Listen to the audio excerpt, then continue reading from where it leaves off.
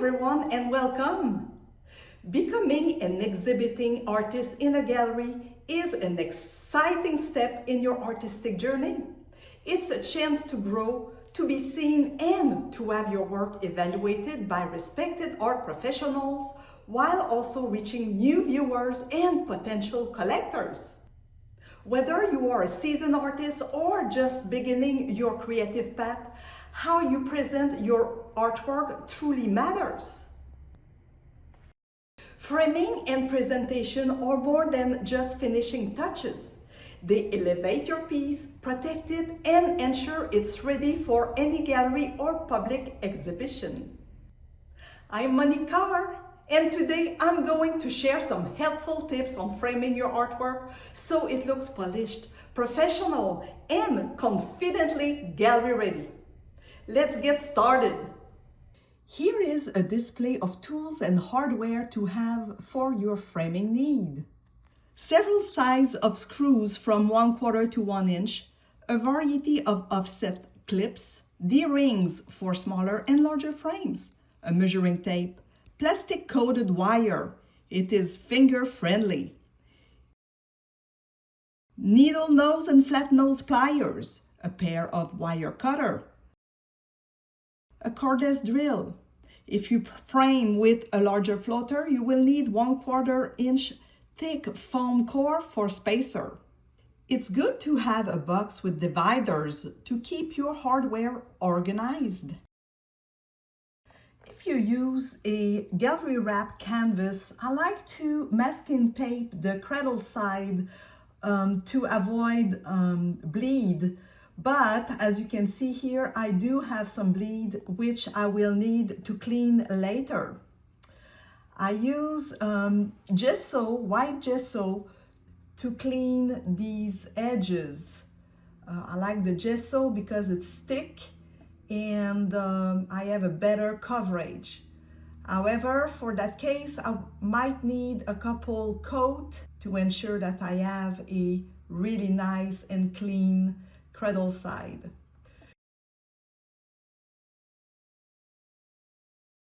You always can finish the painting by extending the art of the cradle sides and simply put a wire at the back. As you can see here, the cradle sides of the canvas are clean and can be wired and hung without a frame. But for the purpose of this video, I will be framing this painting. My canvas is 36 by 36, so my floater frame is 36.5 by 36.5, which leaves a 1/4 inch of a float all around.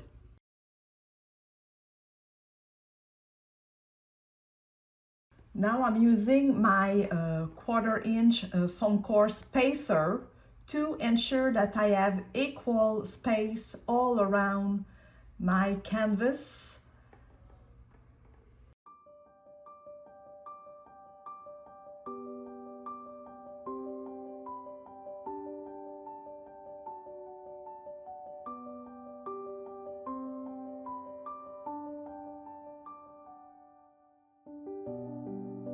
Because I have a large canvas, I'm using another same size canvas to squeeze it inside the frame, which helps to flip the canvas and frame on the back side.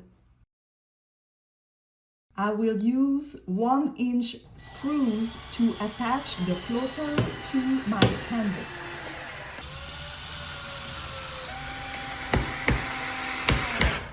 I have removed the spacers and I have now my canvas perfectly centered in the floater.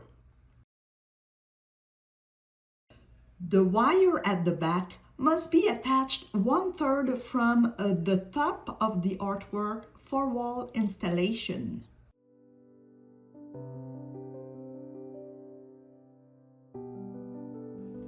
Next, cut a piece of wire longer than the frame's width.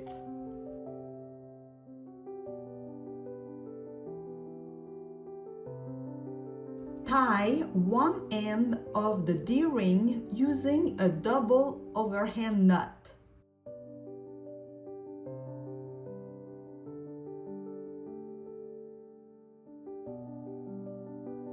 pull it tight with the pliers.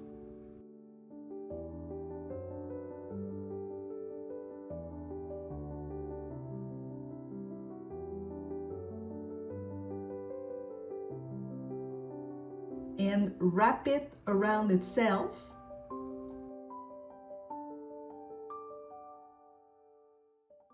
Then stretch the wire across the back of the frame and repeat the knot tying process on the second D-ring, ensuring there is a little slack and not pulling it too tight.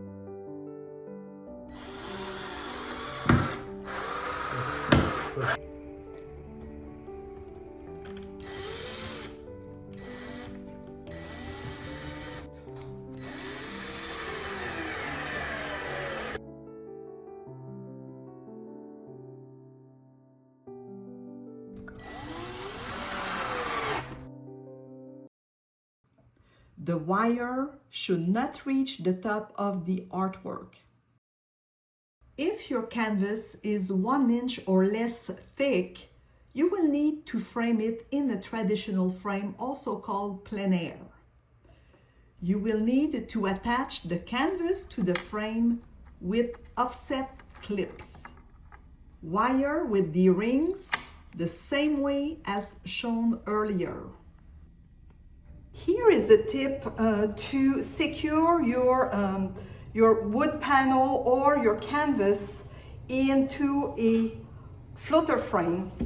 When you put the canvas or the wood panel in the floater frame, sometimes it can move around like that. So to avoid this, this move here, I secure my panel with some clear silicone, and I am going to put that a little bit in each corner here.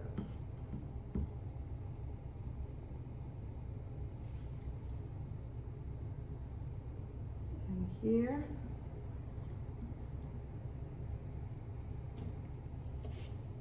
And then I will put my panel, and I'll make sure that it's straight in the frame, and I will let it sit for a few hours until it dry, and then I'll be ready to screw the back and put the wire. I hope these tips will help the presentation of your piece. Preparing your artwork for gallery display is very important. Take pride and elevate your art by following these guidelines and tips. Thank you for watching. Make sure to subscribe, and I will see you next time.